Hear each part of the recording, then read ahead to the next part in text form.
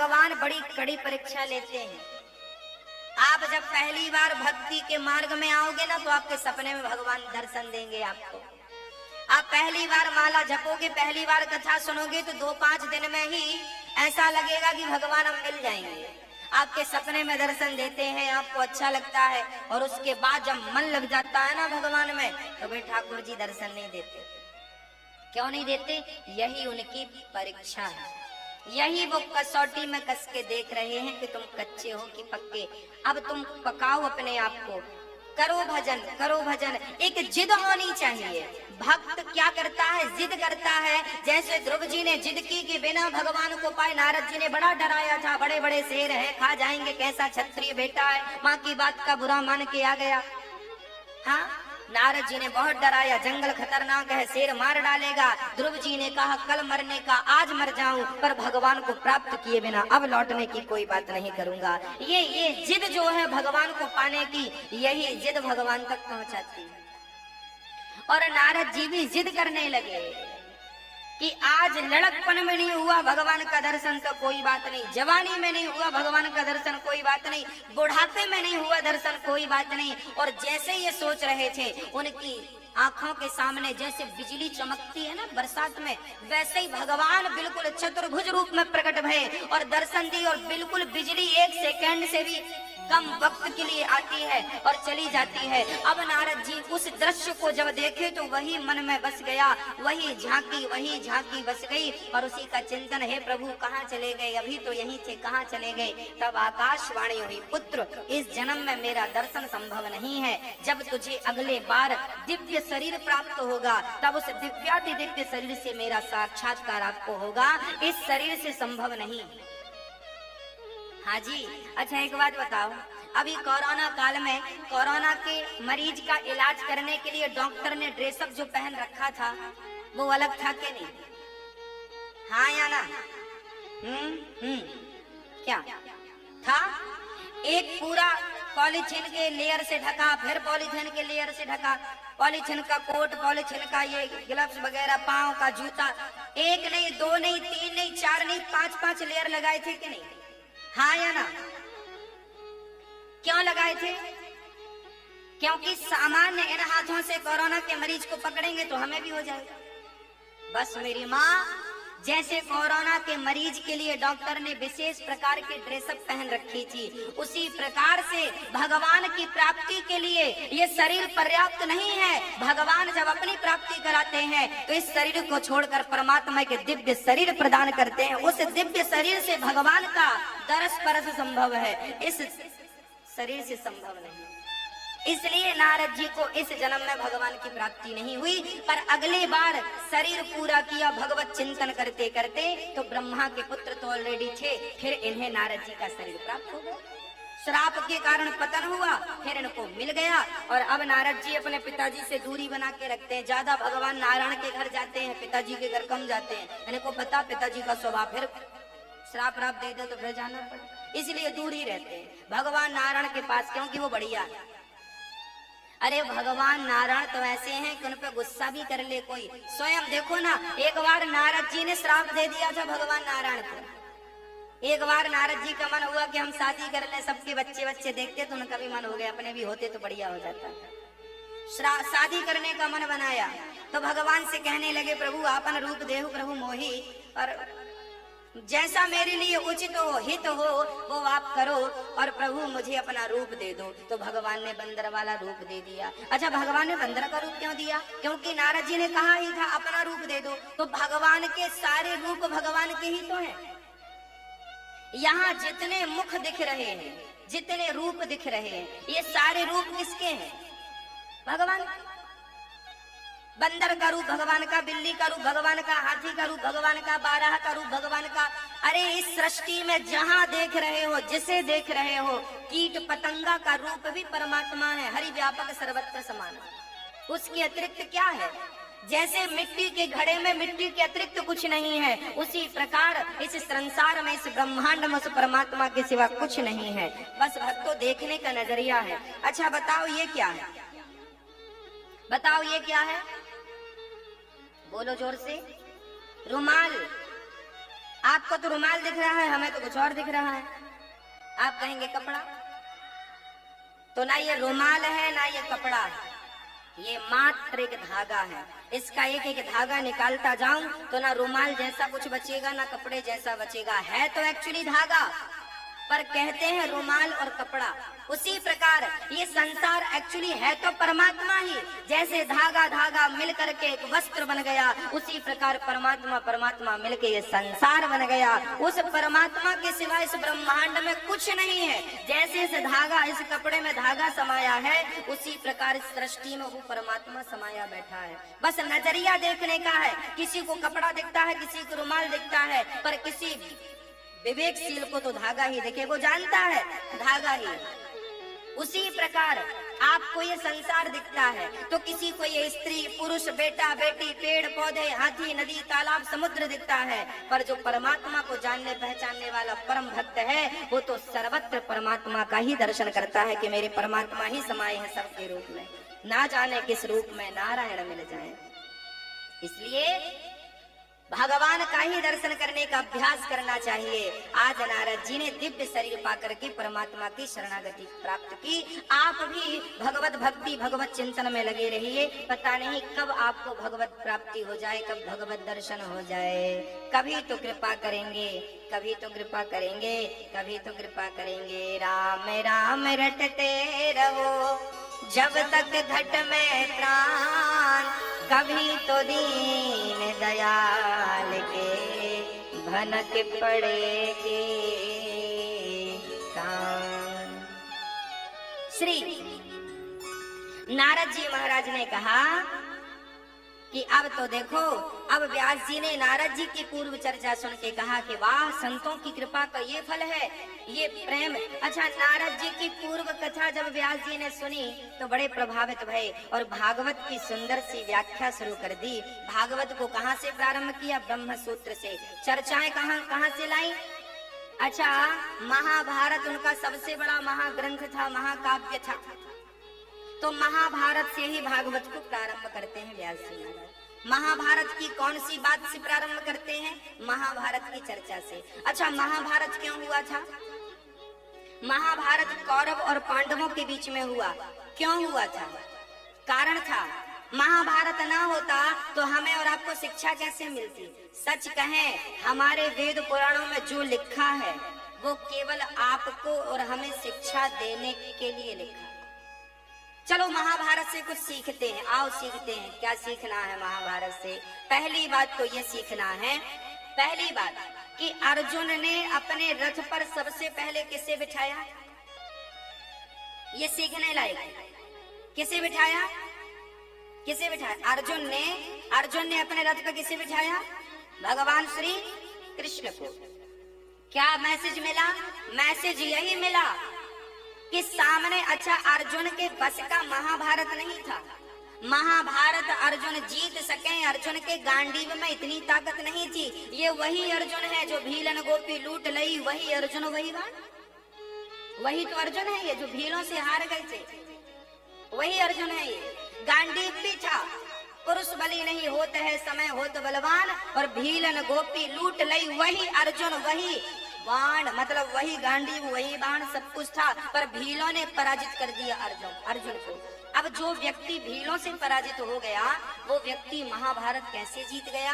तो ये अर्जुन की प्रभुता नहीं है, ये अर्जुन की महानता नहीं है, अर्जुन के आगे जो भगवान बैठे हैं उनकी महानता। महाभारत में से कई वाक्य आए जहां पर भगवान ने अपनी भगवत्ता का प्रदर्शन किया। एक वाक्य तो तब आया, देखो, जब आप भगवान को अपने जीवन की डोर सौंप देते हैं ना तो जिम्मेदारी उनकी होती है। इसलिए आप भी अपने जीवन की डोर भगवान को जल्दी से जल्दी सौंप दीजिए। हाँ, सौंप दीजिए। आप भी अपने जीवन की डोर प्रभु अब सौंप दिया। इस जीवन का सब भार तुम्हारे हाथों में है, जीत तुम्हारे हाथों में है, हार तुम्हारे हाथों में। अपने हाथों में कुछ रखो ही मत, सब भगवान के हाथों में दे। त्वदीयं वस्तु गोविंद तुभ्यमेव समर्पयामि। हे प्रभु, सब आपके श्री चरणों में समर्पित कर रहा हूँ। मेरा मुझ में कुछ नहीं, जो कुछ है तेरा, तेरा तुझको अर्पण क्या लागेगा। सब ठाकुर जी को दे दो। पहला संदेश मिला कि अर्जुन को भगवान ने जिताया।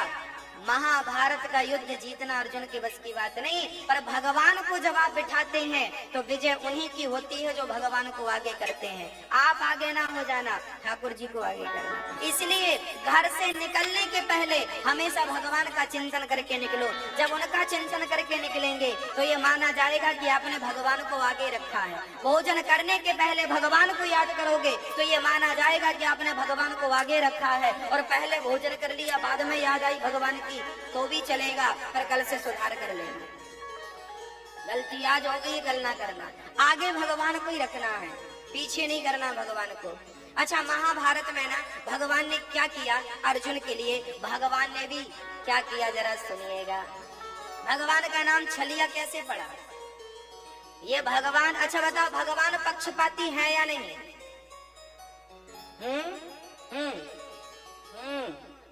कौन सा वाला? भगवान पक्षपाती हैं? कुछ कह रहे हैं, कुछ कह रहे नहीं। बलि ने कहा, कह बाली सुन भीरु प्रिय समदर्शी रघुनाथ, जो कदाचि मोहि मारे हूँ तो पुनि हो सनाथ। बाली ने अपनी तारा पत्नी से कहा। बाली की पत्नी तारा ने समझाया, सुनो, राम से सुग्रीव से युद्ध ना करना, क्योंकि वो सुग्रीव वो वाला सुग्रीव नहीं है, अब उसके ऊपर राम का हाथ है। पर बाली ने कहा, कह बाली सुन भीरु प्रिय सुन, वो राम समदर्शी रघुनाथ, जो कदाचि मोहि मारी हूं तो पुनि हो सनाथ। वो राम समदर्शी है। अच्छा, बाली को राम के बारे में पता नहीं है। बाली कह रहा है कि राम जी समदर्शी हैं, राम जी निष्पक्ष हैं, पर ना, राम को कृष्ण को आप कभी निष्पक्ष ना समझिएगा, बहुत बड़े पक्षपाती हैं। अब आप कहेंगे पक्षपाती, भगवान भी बहुत बड़े पक्षपाती हैं। किनका पक्ष लेते हैं? जैसे माँ हमेशा अपने पुत्र का पक्ष लेती है, ऐसे भगवान हमेशा अपने भक्त का पक्ष लेते हैं। अरे क्या गुण था उस पूतना में, पक्ष लिया, तार दिया ना। अहो वकीयम स्तन कालकूटा, न जाने कौन से गुण पर दयानिधि रीझ जाते हैं, यही सदग्रंथ कहते हैं, यही हरिभक्त कहते हैं। क्या गुण था इस पूतना पर? अरे क्या गुण था, एक ही बाण प्राण हर लीना, दीन जानते ही निज पद दीना। उस ताड़का में कौन सा ताड़का कोई राम राम जपती थी क्या? मांस खाती थी, संत मुनियों के यज्ञ को विध्वंस करती थी। उस ताड़का को भी राम ने वही गति जी जो पिताजी को देने वाले हैं, माता कौशल्या को देने वाले हैं। दीन जानते ही निज पद दीना। भगवान सन्मुख होहि जीव मोहि जबहि, भगवान का एक वचन है, आपसे वादा है, प्रॉमिस है कि आप कितने भी बड़े पापी हों, एक बार मेरी शरण में आ जाना और हाथ उठाकर कह देना, प्रभु मैं आपका हूँ। बस एक कह दोगे जिस दिन, उसी दिन भगवान सारे पापों को भूल करके आपके पुण्य को याद रखेंगे। इतने दयालु भगवान कहाँ मिलेंगे आपको? भगवान अवगुण नहीं देखते, अपराध नहीं देखते, भगवान तो केवल आपके गुण देखते हैं। इसलिए भगवान का चिंतन किया करो, बड़े दयालु हैं वो। आज भगवान ने अर्जुन को, जब महाभारत के युद्ध में अभिमन्यु को मार दिया गया, 7 महारथियों ने एक साथ मारा, जबकि युद्ध का नियम बना था कि एक महारथी से एक ही लड़ेगा। जब अभिमन्यु मारे गए तो द्वार पर सबसे आगे जो खड़े थे दुर्योधन के जीजा जी खड़े थे। हाँ, जयद्रथ, वो भीम भैया को जाने नहीं दिए और अभिमन्यु मारे गए। अर्जुन ने प्रतिज्ञा ले ली कि जिस जयद्रथ के कारण मेरा पुत्र मरा है, मैं कल के युद्ध में इसे मार डालूंगा, नहीं तो अग्नि में जल करके समाप्त कर दूंगा अपने आप को। ये प्रतिज्ञा अर्जुन ने की। भगवान ने कहा, अर्जुन जरा दिमाग से काम लिया करो, आप जानते हो कल को युद्ध ही करने नहीं आया जयद्रथ को, तो क्या कर लोगे? और जयद्रथ ने तैयारी बना ली कि कल अर्जुन मुझे मार डालेगा। डर गया, पूरा बोरिया बिस्तर बांध के जा रहा था। बाद में भगवान की मति गति ऐसी हुई कि सबने रोका और कहा कि हम तो हैं, इसका क्रियाक्रम देख के जाओ अर्जुन का, तो रोक लिया। और दूसरे दिन युद्ध हुआ तो जयद्रथ बहुत दूर थे अर्जुन से। शाम के 4 बज रहे थे, 4:30 बज गए, 5 बज रहे थे। देखो अभी कितना बजा, 5 बज रहे हैं ना। अभी देखो युद्ध कब से, इसी टाइम पे तो युद्ध हुआ था। आज गीता जयंती है ना, आज के दिन भगवान श्री कृष्ण ने अर्जुन को गीता सुनाई थी, और गीता सुनाई पूरी हुई तो फिर इसी महीने में युद्ध भी चालू हो गया होगा। लगभग यही समय था, ठंडियों का सर्दियों का समय। इस टाइम तो दिन भी छोटे होते हैं। तो देखो लगभग 5 बज रहे थे और सूर्य अस्ताचल की तरफ थे, और अर्जुन अभी कोसों दूर थे जयद्रथ से। अब तो कंफर्म हो गया कि अर्जुन आज मारे जाएंगे, क्योंकि नहीं मार पाए तो अग्नि में जल के मरेंगे। तब भगवान ने यहाँ पर माया, देखिए भगवान कितने बड़े पक्षपाती हैं। अपने भगत के लिए क्या करते हैं वो बता रहा हूँ आपको। भगवान ने दिन को ही रात कर दिया, माया को, माया आओ, योग माया मुपाश्रिता आओ, यहाँ भी तुम्हारा आश्रय लेंगे। और जरा दिन को ढक दो सूर्य भगवान को। बादलों ने ऐसा ढका, ऐसा लगा अस्त हो गया। अस्त हो गया तो बढ़िया शंख बजने लगे, और दुर्योधन ने तुरंत लकड़ियां समेट के चिता बना दी। चल अर्जुन जल। अर्जुन ने अपना गांडीव रखा, भगवान को प्रणाम किया। प्रभु बस हमारी तुम्हारी यहीं तक की थी। भगवान चुपचाप खड़े हैं, भगवान सब जानते। अच्छा ये बात अर्जुन को पता नहीं थी। अर्जुन को लगा सचमुच अस्त हो गया। अब अर्जुन तो जलने के लिए चल पड़े, प्रतिज्ञा थी मर जाऊंगा, चल पड़े। तब तक जयद्रथ को रहा ना गया। उसको लगा मैं अपने दुश्मन को अब तो वास्ते ही हो गया, अब तो कोई समस्या नहीं है। सारी सिक्योरिटी तोड़ता हुआ, लोगों ने मना किया मत जाओ मत जाओ मत जाओ, जानता नहीं है वहां छलिया खड़ा है। भगवान कृष्ण जब युद्ध महाभारत का हो रहा था ना, उसके पहले दुर्योधन भी गया था भगवान से कहने कि आप हमारे पक्ष में युद्ध करो, और अर्जुन भी गए थे कि हमारे पक्ष में युद्ध करो। भगवान ने कहा था कि जो सबसे पहले मेरे को दिखेगा मैं उसी से। तो आया तो पहले दुर्योधन पर सिर के पास खड़ा हो गया, और अर्जुन चरणों के पास खड़े हुए तो पहला अवसर अर्जुन को मिला। अर्जुन से कहा तुम्हें क्या चाहिए? एक तरफ मेरी नारायणी सेना है, एक तरफ मैं हूँ, बोलो किसे चुनते हो? अर्जुन ने कहा आपको चुनता हूँ। दुर्योधन बड़ा प्रसन्न हुआ, वाह बड़ा मूर्ख आदमी है ये। दुर्योधन को लगा कि ये मूर्ख है, चोर गवार संत मुनि ज्ञानी जस आपन तस दूसर जन। तो जो जैसा होता है ना सामने वाले को वैसा ही समझता है। दुर्योधन को लगा मैंने बुद्धू बना दिया अर्जुन को, मैंने सेना ले लिया, और जब लेकर के बाहर निकले अर्जुन ने कृष्ण को लिया, दुर्योधन ने अक्षौहिणी सेना को लिया। अब अर्जुन बाहर आए तो दुर्योधन ने कहा अर्जुन मक्खन मक्खन तो हमने ले लिया, छाछ छाछ तुम्हारे पास।